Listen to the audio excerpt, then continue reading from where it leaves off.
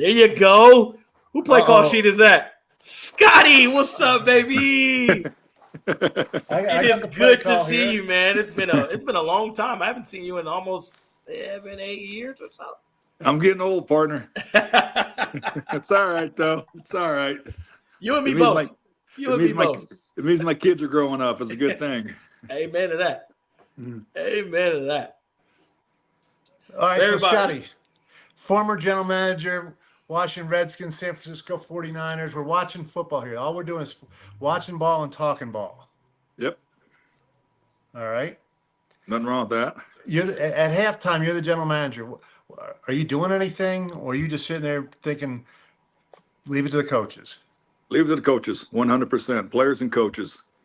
Comes game day, it's up to them. Now, if all of a sudden we get a player hurt during the game, something I know is going to be a little bit long-term, then we'll get on the phone with agents and get guys to fly in that night, work them out, so we can add to it. But, besides that, no, I don't touch the coaches. I don't touch the players. It's their game. I have nothing to do with it.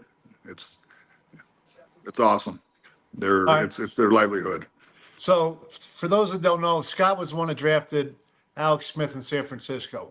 And we're watching Bo next year, Broncos, and then we got Jaden Daniels on the Redskins or Commanders, excuse me. What goes into the process of selecting a first-round quarterback? A lot. The thing is, there's a lot of good players out there every year. The amount of money you're investing from a standpoint of being a GM, it doesn't matter. It's not me. That's ownership.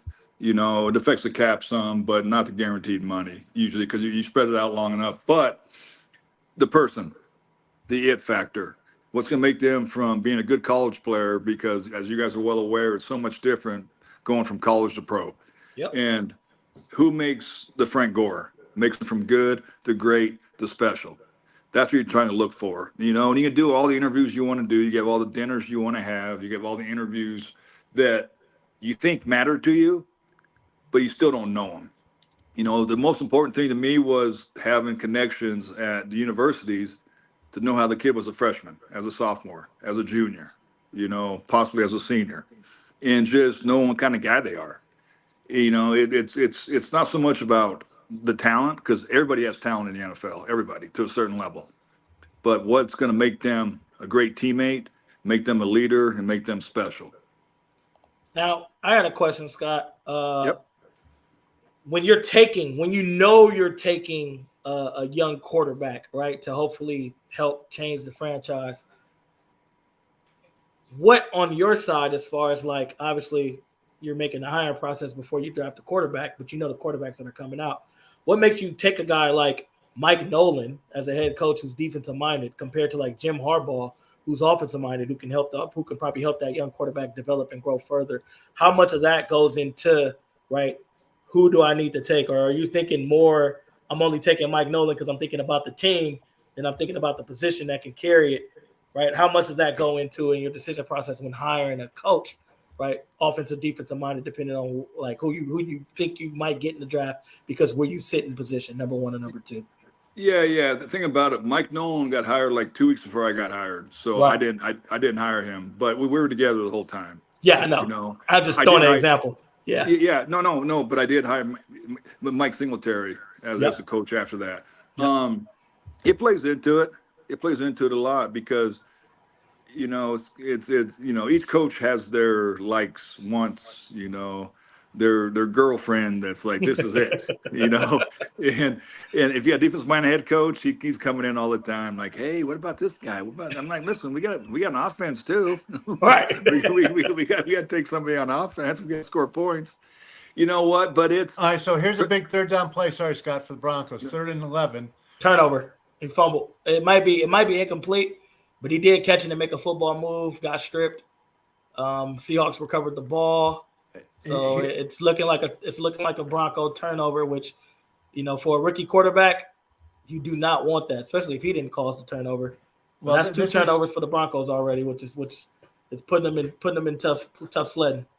It looks like he made a football move, so it's going to be a turnover. But this is one of Scott's big peeves. I've known him for 30 years. Little running backs, little guys, They're okay if they score touchdowns. They catch the ball on third down. It's all right. Oh, no, he caught the ball on third down. That's the problem. No, I know, he but just let it go. He just let it go. Yeah, it's all right. He didn't mean to do it. It's just part of the process. He'll come back and make a play. You wait and see right in this game. Now, I don't know with Sean if he's going to allow him to be back on the field, but Mike Holmgren would never allow him back on the field. Sean probably won't either. The Sean that I never play for Sean, but the Sean I hear about, probably not. So back to that. What as a GM, when you're thinking offense and defensive minded, what is making you make that decision? Because obviously there's like I play with Wade Phillips, who obviously been a head coach in the league, and I think he's a hell of a defensive coordinator. And he definitely motivates us. Like Kubiak had him talk to the whole team, and he definitely motivated us. Obviously, Kubiak was our head coach at that time, and Kubiak obviously motivated us and did some things in that way too, right? Obviously, we had a defensive identity when we won the Super Bowl in 2015, even though we got an offensive-minded head coach. What makes you say he's the guy and he's not the guy? It depends where you're at in the organization from the standpoint of the team. When I first got to San Fran in 2005, I knew we just had to take football players. It didn't matter offense, defense. I didn't give a care less. You draft some good ones. Well, yeah, but you know what I'm saying, though? I just wanted football players. I wanted guys that were tough sons of guns, that were intelligent, that were good people, and they were going to step to the plate because I knew we were going to have tough times early, and we did. Right. You know, and there's no doubt about it. But I took up front, O-line, D-line. You know, it's funny. I'll tell you a good story. My first year in San Fran, I won bang, bang, bang in the first 3 picks, offensive players, right? and you know, it was Alex Smith, it was Boss, and it was Gore. And then I told the D coordinator, I said, go to the office and watch the safety. I kind of like him. I think I'm going to take him. So he went down to his office. He's sitting in his office watching the TV while he's watching tape, watching ESPN, you know, the draft. And it says the 49ers take Adam Snyder, offensive lineman, Oregon. he came running down to the draft room. He's like, you son of a gun. You got me out of the room so you wouldn't take a defensive player. It was that's a good one. That's a good one. No. And the thing about it, honestly, at that juncture, we had 14 picks that year, my first year in San Fran, and 12 of the 14 made it. But that is positive, but it's also just showed the roster. And not knocking the ex-players at all. But there's a reason why the head coach got hired, reason why I got hired. We need to upgrade the talent. Had to. You know, so, and we did. You know, but honestly, when it's said and done, first, second, third round, I would never really draft for need. Now, if I'm in the third round and I have 2 guys that are very close, and one's a corner and one's a pass rusher, and I know I need a pass rusher, I'm taking the pass rusher. Got it. You know, but if I need a cover corner, I'm taking the corner. You know, but offense, defense didn't matter to me really early on, and I wasn't old enough and smart enough to understand the whole package. I just took the best football player. I just wanted a baller, just a baller. What were your thoughts on? So now we got 3rd and 1. Seahawks have the ball because it was an intercept or it was a fumble. It was a turnover. Yeah. Turnover. Seahawks are now just straight pounding the ball. What are your thoughts, Scott, on when you typically like trade back, like or trading up the cost it takes to move around in the draft, especially like in the first round for a quarterback? Yeah, it's a very good question. You know what? I very, very, very, very seldom traded up. I trade back. I did with Carolina in 2007, and to get me a second first-round pick, and ended up being Joe Staley, ended up being a really good player for us, really good player. I hated to give picks away because I knew we were so far away from being a good team. I need young guys. I need rookie contracts. You need the picks, You need rookie contracts, to bring in veteran free agents on rookie contracts where that can mesh. Correct. You know, and the thing about it, I have no problem for agency. My 2 bosses, Ron Wolf was my first boss, and Ted Thompson, my second boss. They did not like free agency at all, and I really didn't either. And I kind of molded from that. But like I brought like in Justin Smith, you know, and the thing about it, I brought him in. Everybody's like, you're paying him way too much money. He only has this many sacks. You know, he's coming from the Bengals. They're a losing team. Damn good player, boy. But no, I brought the attitude in, you know, in the teammate in the locker room. And I'll tell you what, he straightened that stuff up real quick. Now, he's a good player. I mean, I played against him. Yeah. He was a good player. Now, I had a question. So with a guy like me who was undrafted and obviously, right, Sure. I made 2 Pro Bowls. I had a good career in my 8 years. When you're looking at an undrafted guy, what makes you say we want to give this guy an opportunity? Obviously, when he earns it, I understand that part of it. But what makes you say I'm going to give this guy an opportunity because I see something in him? And then when he earns it, what makes you say, okay, I know we put some money and invested in this guy who we paid, but we got to play this guy because he's out playing or playing just as well as the guy we paid. How do those conversations and that process go? Because if I didn't have Pete as my agent, I probably would have lost my mind when I was out playing one of the backs that they drafted in front of me and I had to wait my turn. Probably would have lost my mind if I didn't have a guy like Pete who can talk to you to pretty much tell me that your time is coming. Calm down. Certainly. Well, first of all, CJ, you had a hell of a career. Thank you. Total respect. A lot of times it comes down with the undrafted free agents. Mm-hmm. I give that to the scouts, the area scouts. Got it. And the guy keeps fighting, and the guy I respect keeps fighting. I'm going to sign him no matter what. Okay. You don't get a lot of money in free agency. You know that. I mean, it is what it is. It's about the opportunity, where to play and what to do. But it's I'll watch them. Don't get me wrong. I watch everybody. I try to as much as I can, but I spend a lot more time on the draftable guys that we think are draftable. Yep. But if there's an area scout that keeps talking to me, or an agent's calling me all the time saying, "Listen, this guy's getting some play. This guy's touchdown Seattle." Hot item. Then I'll watch. And again, it comes down to, okay, I get it. He's got talent. I get it. What's he going to bring to our organization? Besides his football talents, what's he bring?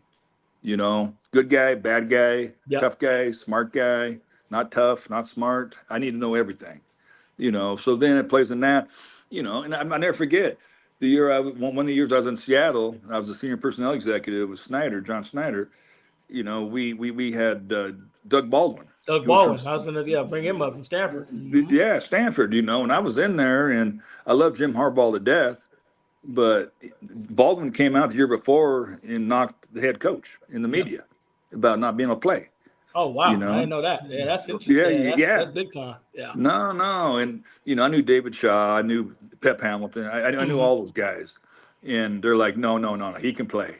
Keep an eye on him, So all of a sudden in my mind, I'm thinking, okay, well, no one, if Jim's knocking him, then he's not going to get drafted, because background stuff, whatever. Yeah. And he was a littler guy, for a receiver, and I'm like, well, he'll be a hell of a free agent.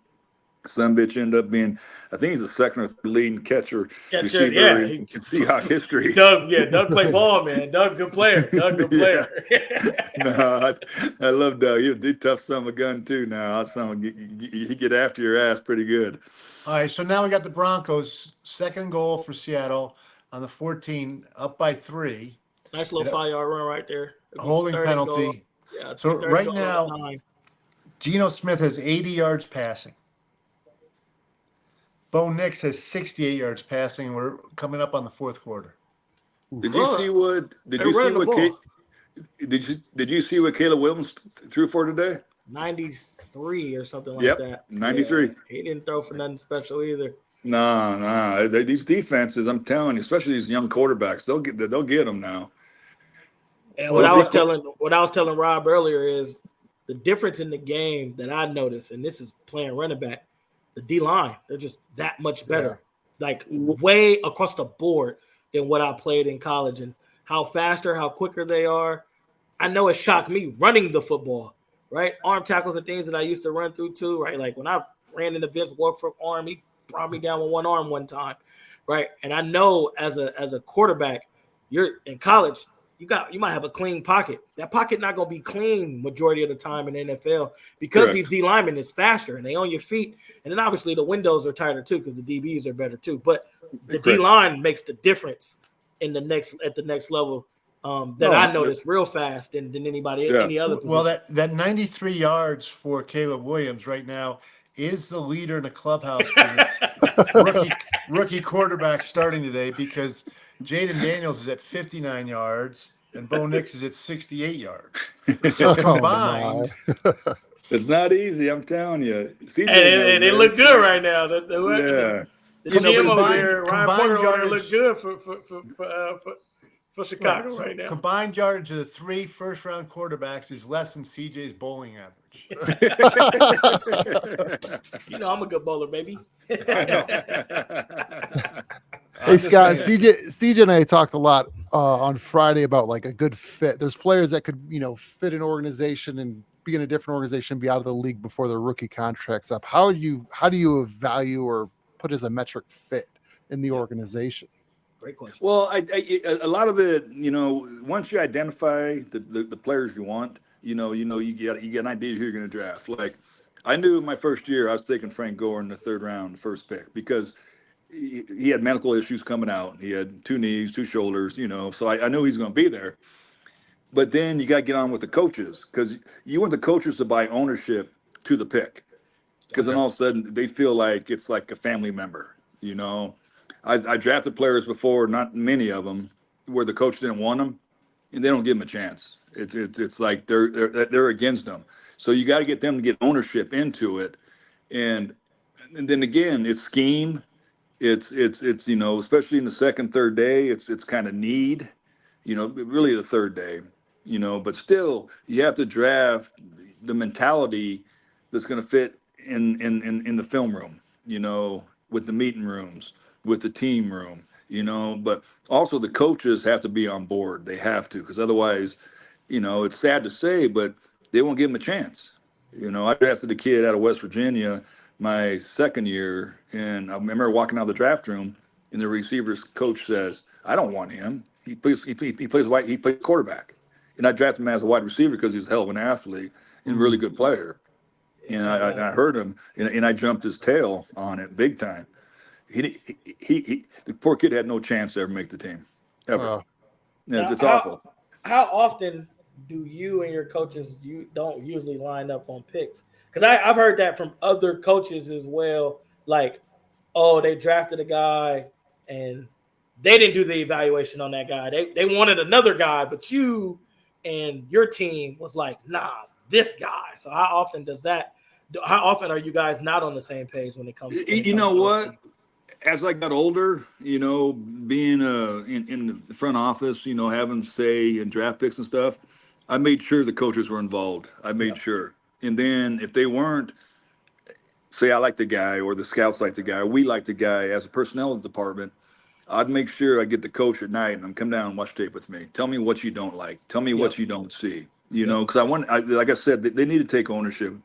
Once they take ownership, coaches, they're prideful now. I've heard a lot of, like, when I retired, Eric Studesville told me a lot of stories of times he stood up on the table for me, because obviously he's with me every day in the meeting room, especially when I was an undrafted rookie. Like, he's with me every day in the meeting room saying, nah, this guy is someone we need. This guy, like, he told me a lot of times how he was fighting for me, which kept me around, which I'm happy about. Right. And it's good to have those. And when you say have those coaches take ownership of a pick, I've seen coaches fight for certain players, all right, at that 2nd, at that 3rd or 4th or 5th round range that they're fighting for. My question, another question I have for you is, when it comes to that, that those day 2 or day 3 guys, right? Obviously your day 1 guys, you kind of want them to help you right away. But, your day 2, day 3 guys might have to start off on special teams before they emerge until we want to emerge to. How long do you give them a chance to develop? Like, head coach come to you and go, hey, man, I don't think this guy, right? Like, say Frank in the 3rd round. Like, hey, man, I don't know if Frank going to be this, but you're like, nah, man, you got to give him a year or give him 2 more years. How much power and say-so do you have in that of getting a player a chance to develop, right, and making sure he's being developed the correct way before – both sides decides to say, okay, we need to move forward. If I draft a person, he's mine. I'm going to fight for him 100%. There's a reason why I drafted him. 100. Truth. 100%. 100%. And the thing about it is, if all of a sudden they're into year 2, year 3, year 4, and they're not panning out, I'll still fight for them, because by then I know them as people. Yeah. Now, if he's not a good dude, if he's causing problems off the field, if he's causing problems in the locker room, then I get it. okay, you got to do what's best for the organization and the team. But no, I drafted a guy. I got his back bigger than life. See, Bigger Pete, than life. Pops, you remember Mike Adams? Oh, he's a special teams coach for the Giants now. For the Giants right now, I know. Pops told me when I got to Carolina with him, once you're undrafted, you're always undrafted. Scott's the one that signed him. These dudes, these dudes don't rock with you as much. You got to prove it every day when you're undrafted. And I didn't get that until I got to Carolina, because when I got to Carolina, first of all, I just ran all over y'all in the Super Bowl. 2-time Pro Bowler.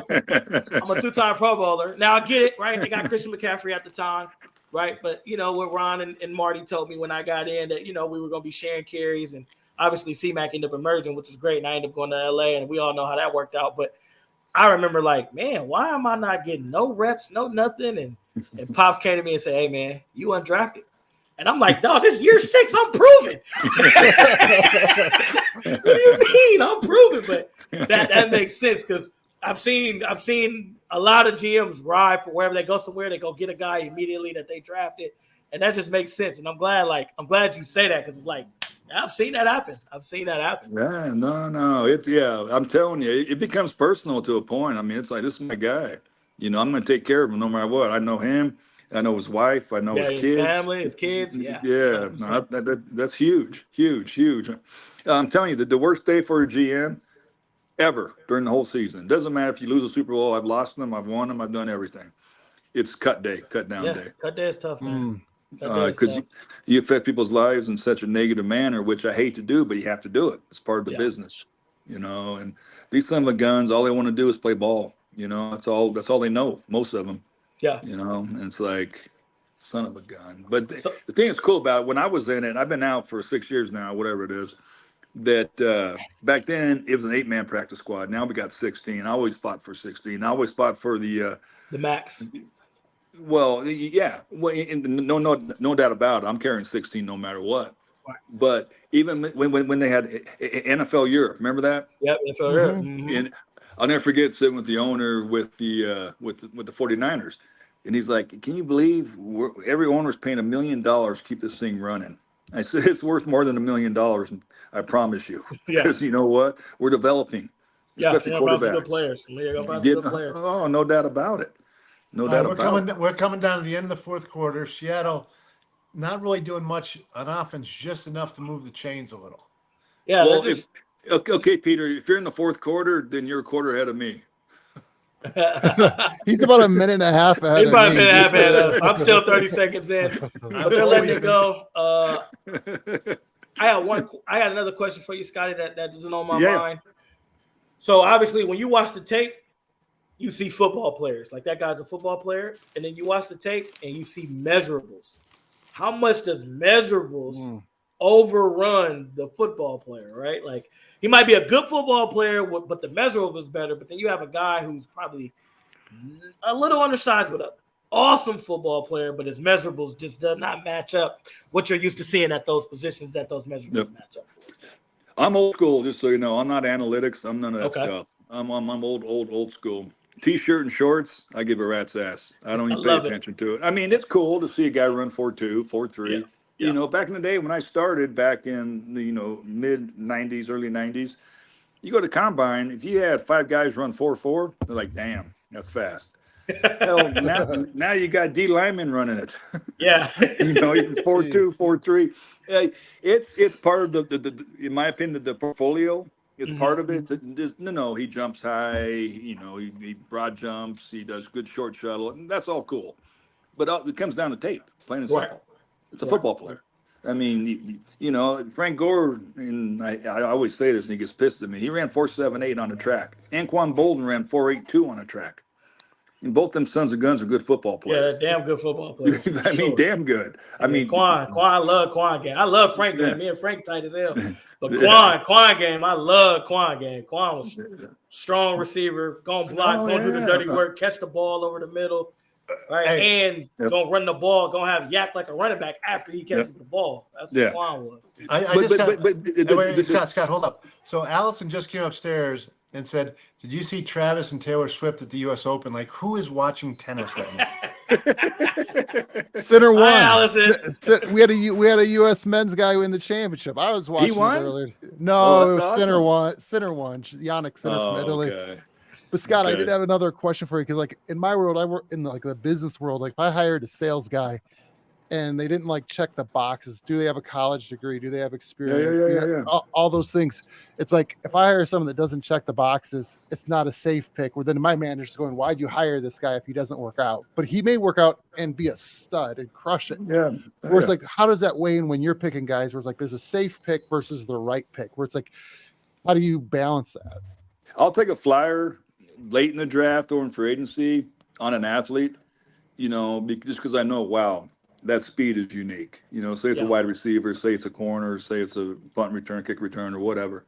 But when it's all said and done, you need to take football players, guys that have been, 2, 3, 4-year starters in college, guys that were captains, guys that high school ball. I don't care about 2-star, 3-star, 4-star, 5-star coming out of high school because everybody changes. Yep. I made 2 big mistakes in my career drafting in the first round. And both guys I made mistakes on, I did not meet face to face prior to the draft. Wow. And it just the character, the it factor. I want to see his eyes. I want to see the passion. I want to see, listen, this is all I have. If I don't have this, I have nothing. Touchdown, Seattle. What a play. Blown coverage. It's a blown coverage assignment there. Linebacker running over there late. Broncos is tough. Now you got the rookie quarterback. So now the situation changed. You got the rookie quarterback. You're down 2 scores. 14. A lot of time left. A lot of football left. Let's see what he's got, though. Sean has to make some calls for Bo to push it down the field. Now, I will say this as a player and as a coach now, Sean had a game plan coming in, and when that game plan is getting changed, some of the plays that Sean probably would love to have right now, he ain't got on that call sheet because he wasn't expecting the game to go this way. No. It's going to be tough, but you know what? This is good for the rookie. Really, really good for the rookie. Even if they come on the short end, it's still really good. All right, so but how much you're down by 2 touchdowns? They haven't really been successful. 80 yards passing. Now you're gonna have to throw the ball all the time. This can get ugly pretty quickly, though, right? Or it could be good. All right, so we got a wheel route here, right, CJ? So what happened was you got the in route and the wheel route. Yeah, but what you got the linebacker supposed to release him? Nah, the safety, they was in quarters.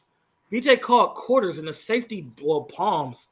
The corner runs with the dig, and then the safety jumps on number. He jumps on the same dig as well. Even the safety has to stay in the corner, or the corner lets the dig go to the safety because the safety jumps on it and the corner sits on the wheel. So that's a blown coverage by one of those two, right? I mean, it's quarters coverage. So obviously they're both wrong because they're both out of their zone, but it's definitely wrong on both of them when it comes to that. That's tough. Easy read for any quarterback when that happens. Because when the quarterback's sitting there going, whoa, what's that? That's why the offense calls it. It's mass confusion, Yeah. But that safety's got to be out there. He can't jump on the dig. That dig has nothing to do with him, right? The dig is coming inside, right? He's under linebackers. There's another safety on the other side that's seeing it too. Like I don't know why the corner and the safety jumps on one man. Like that's a no-no. So that's tough.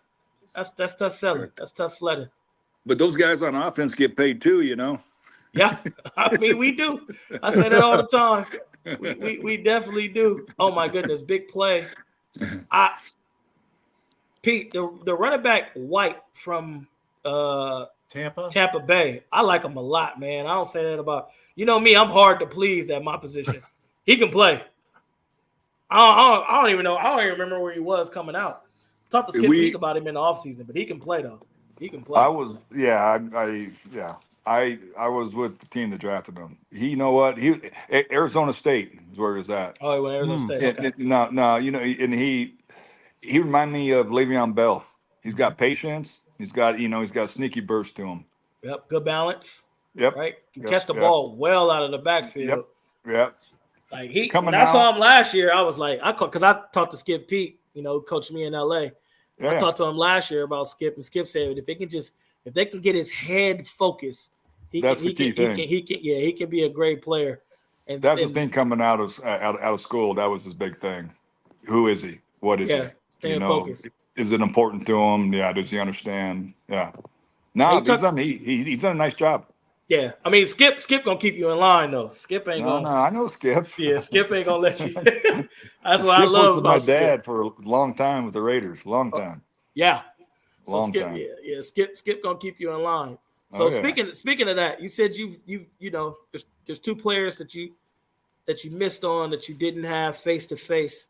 You only got so much time in the draft, and I went to the combine like it's like chaos. Controlled chaos, but it's correct. The little meetings that goes on, and y'all pulling us in and taking us out, and next we in another room and another team, and then we could be sitting in the lobby, and if y'all there, y'all talking to us, we're always being evaluated.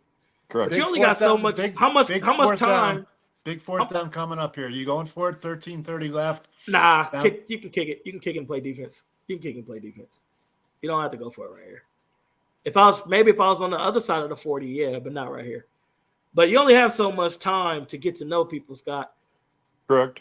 How much? No, you're 100% right. And the thing about it is, back when you were coming out, it was 15 minutes each team. Now it's 18 minutes. I'm like, okay, what's another 3 minutes? What's another 3 minutes going to matter?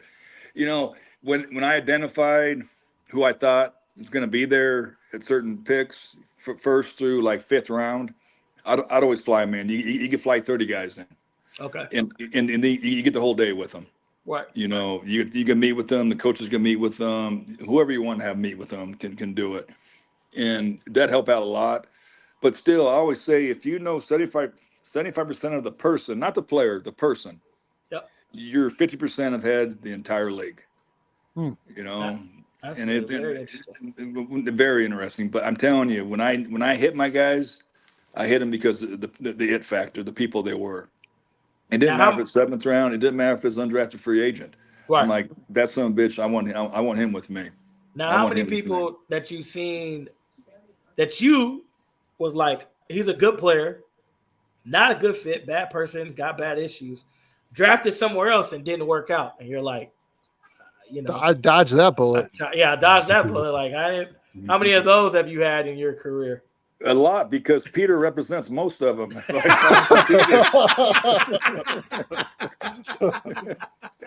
He's not afraid. Peter's not afraid.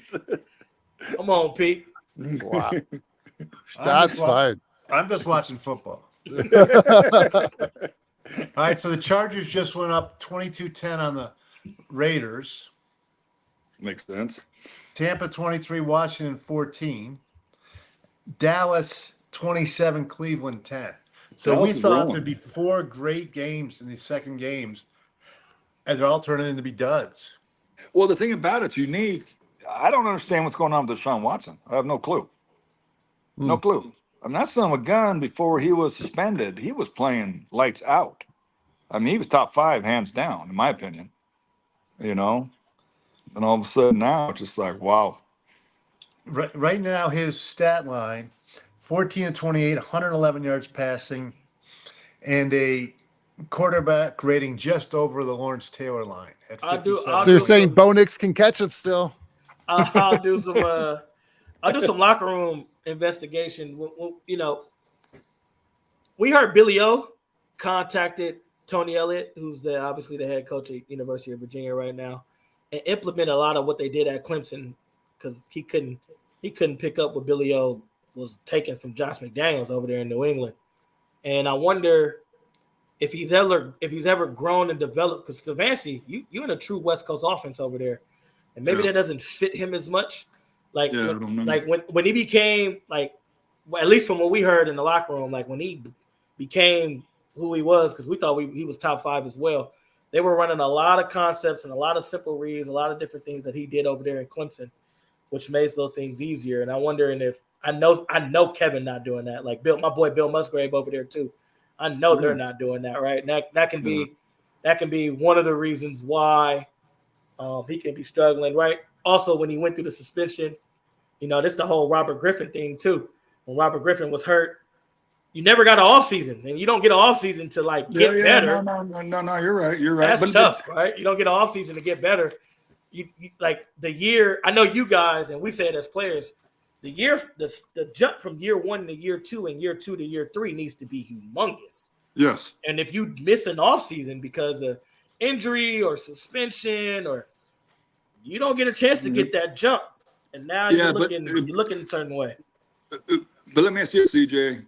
If you're a football player, you're a football player, right? I agree with that. Yes. And you're going to find a way to be successful. I understand you get put in a certain system as a quarterback, especially because it hinders maybe what you do best.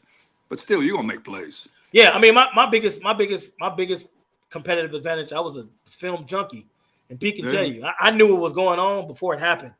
Right, that was my competitive advantage. Like I was a film junkie. Like I could sit there and watch it and be like, this guy on his third step is going to be right here. Like I knew that. Right, I put a lot of time, but being a professional, I put a lot of time in my craft. I had good advice. Pete gave me that, but I put a lot of time in my craft because I wanted to be good, right? And some people, you definitely drafted and paid some people where once they get paid, then you're like, whoa, that's not the player they whole routine changed because now they life changed. Yep. I love the game of football. That's what football players mean to me. Football players mean to me they love the game of football, and you would play for free if they wasn't playing this at the King Ransom. You would play for free because you're a professional. Right, not because you're getting paid. So you like this, CJ. I used to sit with Frank on the flight home. I go back, on the charter, and I'd be like, "Okay, so how'd the game go?" And Frank coming out, he had a 6 Wonderlic score. And everybody's like, "He's not smart. He's none of this, and that." And you know what? In 9 to 5, regular stuff. Nah, it's not him. I go back there, and he remembered the time on the clock. He remembered what linebacker and what he did. In the 2 he set up to make miss, and then he'd tell me who the tough son of a gun was and who's the one that backed down from him. I mean, he could be. It was like a photographic memory. Yeah, I'm like, damn, dude. And that's kind of how it was too. Like Frank ended up getting when Frank, can't remember where when he was getting coached by Eric Studesville. Can't remember where when he was coaching him, but he called me and was like, man, Frank reminded me of you. See, and I see why Frank is like one of the top backs to ever rush, because he said Frank will come to me right after the series. We need to go back to this play, and I'm gonna go tell this guard this, and it's gonna be a 40-yard touchdown. No doubt. That's how Frank was, and that's how I was, because it just when you love the game, man, you just do it different. So I agree with you on that. When you're a football player, you're a football player. 100%. What do you think the hardest third down stop by the Broncos? Big third down stop. Yeah, 9-13. They're getting the ball back at 4th and 3. They got to put points on the board, even if it's 3, and making a 10-point game with 7 minutes left, because they're probably going to take 1 and 30, 2 minutes on the drive. But at 7 will be ideal. They got to put points on the board. What Sean has not done, even play action shots. Now, obviously, not play action shots here, but Sean has not took the chance to showboat Nick's arm and throw the ball down the field. Like Sean got to take some shots and open up the field. They just sit on a lot of things. You have no choice, sir. You got no choice. We need to go strong right open, hound 2, double Y Flutie. Look at that. We can't go hound 2. You want to come out? He's doing that for memory, Scott. He's doing that for memory, Scott. Just so you know. He has no idea what he's talking about. It's not hockey. It's not lacrosse. Scott, what do you think, besides the quarterback, the toughest position to evaluate from the college to the pros?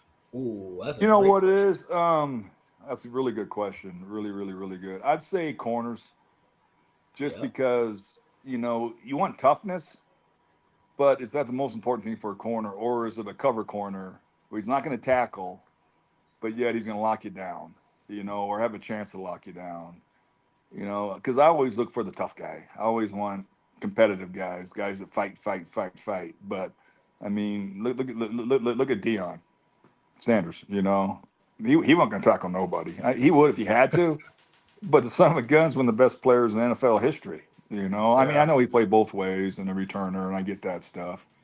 But me personally, if I watched him just as a scout, I'd be like, he's really good athlete. He's got quickness. He's got twitch. He's got speed. He's got coverability. But he's not going to tackle nobody. I want 11 guys that are going to tackle. They win the game. I'll tell you what the game. Tackling, blocking and tackling. Twin, to answer some of your questions, Red Twin, I know him, man. It's one of my his name is Zach. I've been knowing him for a long time. But now, boys, he's thrown some good balls, but he's also thrown some balls behind receivers. He's also missed some throws too. But they haven't caught too many shots down the field with that. And then, Rob, to help you with the corner, I agree with Scott on corner because in college, you can put your hands on the receiver. You can't do that in the NFL. It's illegal contact or it's holding. So in college, like corners are hard because who can truly cover without grabbing and because in college you can put your hands on the receiver until the ball is in the air. Like there is no such thing as illegal contact. There's definitely some defensive holding. That's everywhere. But like the legal contact that they call for this little 5-yard penalty, automatic first down, you can do that in college all day. You cannot do that in the NFL. And trying to see that, trying to evaluate a corner who's been taught one way and then you got to reteach them another way, that is difficult. Well, and the thing about for a corner, you're going to lose more than you win, no matter what. Who has a mindset that can deal with that? That too. You get in the league now, you're gonna get whooped some. How do you respond? Yeah. Here, speaking of which, so Gardner Minshew right now has just thrown another pick, and it's gonna be a long year for the Raiders. AP know that. Good blitz pickup, good ball. That's good blitz pickup. See, that's the things. Good blitz pickup, replace the blitz, good ball, get the drive going. Got to play with some tempo. Shouldn't be huddling up. Let's play with some see what they're doing. Playing with some tempo. That's what the Broncos is doing right now, right? Because they know they got to score. They know they have to score. So we're going 2 minutes from here on out? Yes. No huddle? No huddle from here on out. Yeah, you have to. I mean, the time is not your friend here. You're down 2 scores. You're down 2, not just 2 scores, 2 touchdowns. Yeah, you need 2. Yeah, you need 2 touchdowns, not just 2 scores. You need 14 points somehow, some way. Yep. And some. So right here, or 16 points somehow, some way. But now, like you said, right? But this is the thing about Scott being a baseball player when he grew up. This is the thing about statistics. Welcome back, Al. We went quad for a while, and then he's been sitting there. And I was Scott, it's been great listening to Scott. It's incredible. God, I'm Al's wife. I'm a Raider girl. Yeah, she has a question for her. Oh, Lordy, I like it. Bring it. Sorry, Bring it. I have a question for you guys. Elbow. Oh. Hi.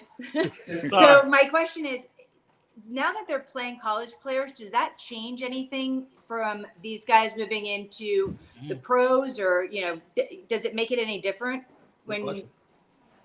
Wait. Say again. I'm sorry. She says because they're paying the players in college. Now NIL is big. How does that affect you? How does that affect you as a GM? Yeah. No, it wouldn't affect me at all. Now, the thing about it is, a lot of these guys that we're talking about early, first day, second day, first 3 rounds, whatever, they're getting paid anyway. They're already getting paid. It's just under the table. Now it just makes it official. No, it doesn't change. It's legit. Yeah, but again, that's why you need to figure out the person. Is it about money or is it about the game? And you can figure that out pretty quick. At least I could. I thought I could. I was not always right, but I try to get into their soul and just figure out, okay, why you want to play football? What's going to make you from good to great to special? What's going to make you take the next step? And all of a sudden, a guy would tell me what's my mom, my grandma. I'm like, wow. And, okay. They have, what is it, like $20 million to spread around. It'll also show you what kind of character they have, right? Like what they do. Correct. Yeah, And no matter what, you got to figure no matter what in the NFL, you're gonna make money. Right. If you make the 53, you're making money. Every bar's different, how much you make. But it was funny because the best players I've ever been around, the Reggie Whites, the Brett Favres, the Frank Gores, those type of cats, money didn't change them. Zero. Matter of fact, it made them play harder. It made them want to prove themselves more as a person and as a player. Yeah. And then some of the big schools, just me coaching in college, like some of the big schools have that type of money to throw around, but most of the schools don't, right? So like when you think of the Alabamas, the Georgias, the Ohio States, where a lot of these early round picks, go out, like you said, they're getting paid under the table. But some of the schools that Scott has drafted out of that are, still Power 5 programs, Cal, Maryland, these schools, we don't have the same money as those to allocate. So you get those hungry football players that usually become great football players, right? Because they put the time and the work in and et cetera. Yeah. Yep. Well, and the thing about it is, I think what's going to happen, and it's already working that way, there's going to be regulations put on it. Because just like, as Peter can tell you, it's like free agency in the NFL. You have certain periods where teams can talk to players, talk to agents. Right now in college, transfer portal and NILs, and I think the government's going to step in and say, no, we got to have regulations. Because I know a couple coaches, and they call me and want me to help them recruit players, college coaches. I'm like, absolutely not. I'll never do that. But they're just doing it because it's a free for all. Yeah, it'll be a cap on it soon. I mean, me coaching in college, it'll be a cap on it soon. I mean, some of the good schools, that's a flag. Where's the flag at, by the way? Yeah. Wow. But no, there ain't no flag. That's my guy. They don't call penalties on my guy. your guy out there grabbing and pulling, tackling receivers. No, that wasn't my guy. That was 27. My guy's 2. Oh, he slipped. Hey, we're gonna. Hey, Al, I'm gonna Thank pull you you for- aside here. Maria, thanks for the great question. Yeah, thank you for answering. Hey, that. by the way, be a Raider for life. I was born a I Raider. am. I was born in Walnut Creek. I was born in Alameda. I'm from Vallejo. Ha ha, let's get it. Hey,